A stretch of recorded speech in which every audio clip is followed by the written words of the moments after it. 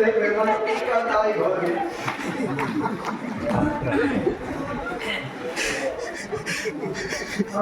জেলাতে ওই বাড়িতে পৌঁছে বড় হুঁশিয়ার ভাইকে স্মরণ নাই। রাজা কি বললেন, হে মহারাজ তোমার কাজটা পিঠাই। কে বলেছে কাজ পিঠাই গেল? একটা বিখ্যাত রাজা বলেছে। বল, ভাগবতে আছে। মুচুকুন্দ মহারাজ বলছে আমার জন্মটা ঘটকুণ্ড শুনিব। ঘটকুণ্ড মানে চারি ভাঙা। আমরা যে খেলতাম না ছড়াম কুচি দিয়ে পা দিয়ে বলছেন আমার জীবনটা হলো ওই ছড়াম কুচির মতো ঘটকুণ্ড শুনিব। আমি যদি একটা কলসি হতাম, ভাঙা কলসি হতাম, তাও জল নিয়ে এসে লোকের তৃষ্ণা নিবারণ আমার সেই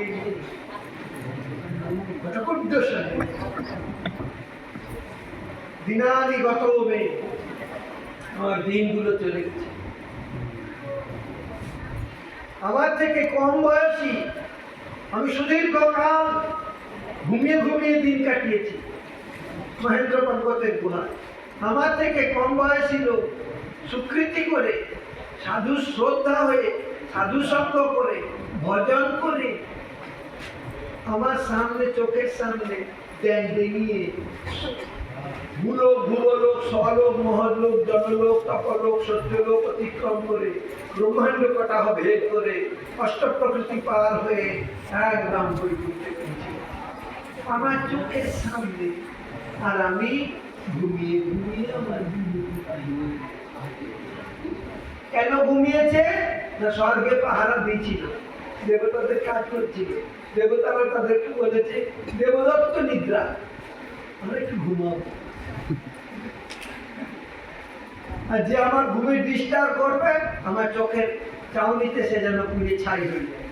ভগবান মুচুকুন্দকে নিয়ে গেছে, কাজবনকে নিয়ে গেছে মুচুকুন্দের ঘুম ধরানোর।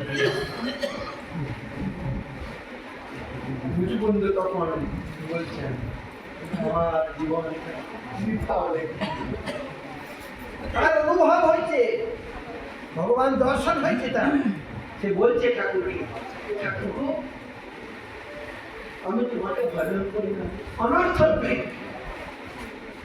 আর আজকে সুভদ্র সেন রাজাকে গিয়ে বলছে, নারদ বলছে হে রাজ, বৃথা তব দিন যায়, অর্থ চিন্তা করি মনে মনে, অর্থকে অনর্থ জানো, পরমার্থ দিব্য জ্ঞান। চাইটা কি? অর্থের যতটুকু প্রয়োজন ততটুকু চাই। যাবত স্যাত স্বনির্বাহ, যাবত মানে যতটুকু দিয়ে, স্যাত মানে হয়, স্বনির্বাহ নিজের প্রয়োজন যতটুকু। সুই পূজা তাবৎ অর্থবিদ, প্রয়োজন বিদ্বান ততটুকু নিয়ে স্বীকার করে।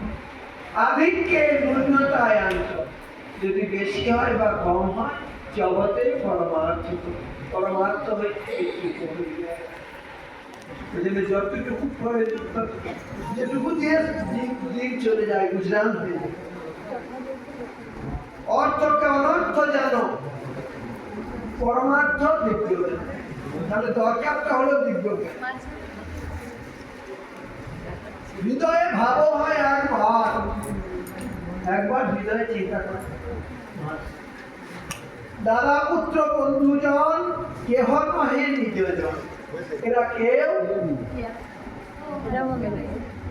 ছেলে বলবে আমার জন্য কি করেছ, মেয়ে নাকের সামনে বুড়ো আঙুল দেখিয়ে পরে ছেলের সামনে হাত ধরে চলে যাবে। কোর্টে গিয়ে বলবে, বাবাকে বলবে আমি একে চিনি না।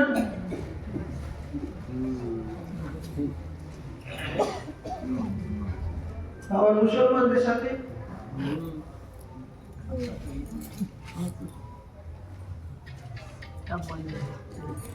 ছেলেগুলো হলে কি পাবে, ওইটাকে কি বলে সংরক্ষণ নাকি? দাদা পুত্র বন্ধুজন, ছেলে বলে কি করেছে আমার জন্য, বউ বলে অন্য কারোর সাথে বিয়ে হলে কত সুখে থাকতাম।